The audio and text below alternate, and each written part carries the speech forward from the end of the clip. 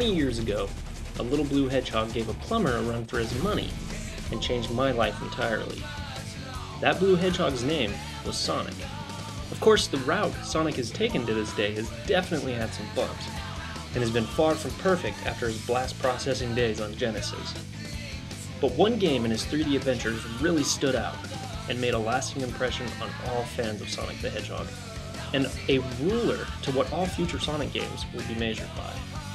Sonic Adventure has been released on many consoles over time, starting with the Dreamcast onto the GameCube, and this here is the Xbox Downloadable Director's Edition, which is basically a clear port of the GameCube version.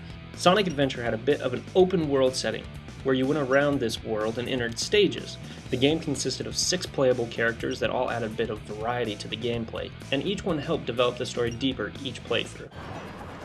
The story is pretty basic due to Eggman just wanting to take over Station Square, but for once the story had a bit of depth with Chaos, who was Eggman's right-hand man.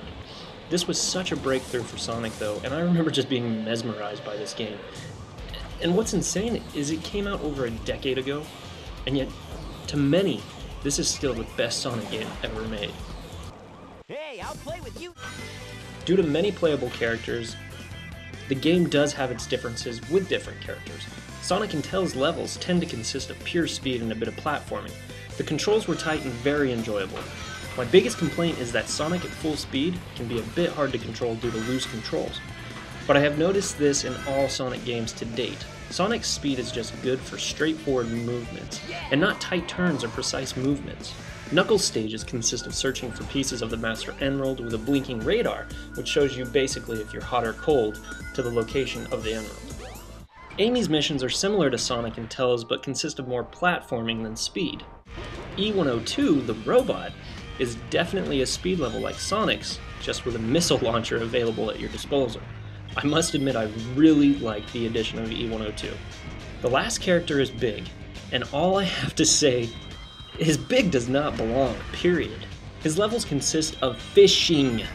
When did Sonic Team think?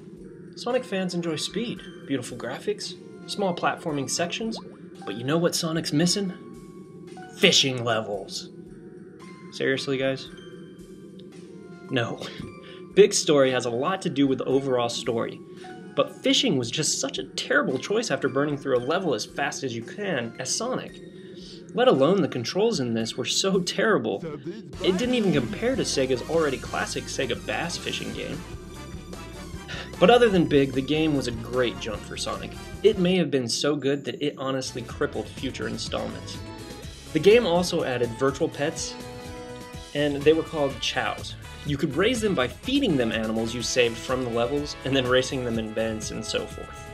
Now on the Xbox there isn't much reason to visit this, but during the Dreamcast and GameCube times it was highly popular. You could take the little guys and store them on a visual memory unit for your Dreamcast or your Game Boy Advance, and then level them up or battle them against your friends' chows. It was very fun, especially since during this time Tamagotchis were popular. Other than that, if there was ever an issue, it was the addition of 360 cams, which could be controlled by the left and right triggers. The addition wasn't a bad idea. It was just the first time they used this idea, and at times it crippled the view due to cramped areas. But most games at this time struggled with 360 cams, and the gameplay definitely made up for all this, making camera issues forgiving. The game was absolutely amazing graphically, and that has always seemed to be a trademark for Sonic games. Even for its time, if you look at the graphics now, some games don't even come close to looking this good. Sound and voice acting is stellar. To be honest, the voice acting in this game set up what would become future wars over the voice of Sonic. So to many, this game had the best voice actor ever for Sonic. I would say it had its flaws in voice acting though.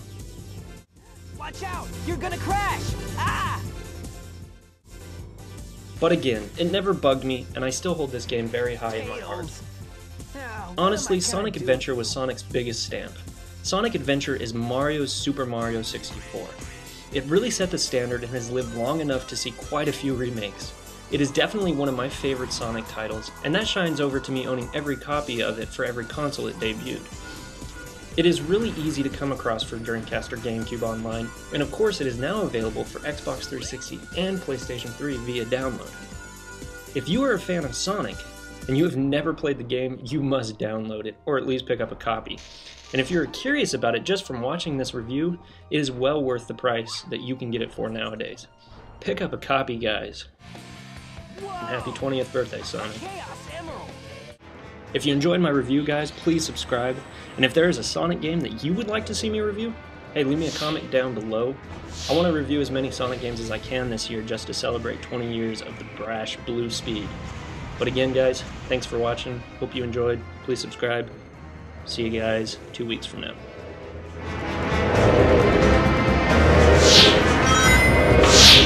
No! Make sure to hit the subscribe button above this video on YouTube and stay up to date with Trevor Clark's latest video.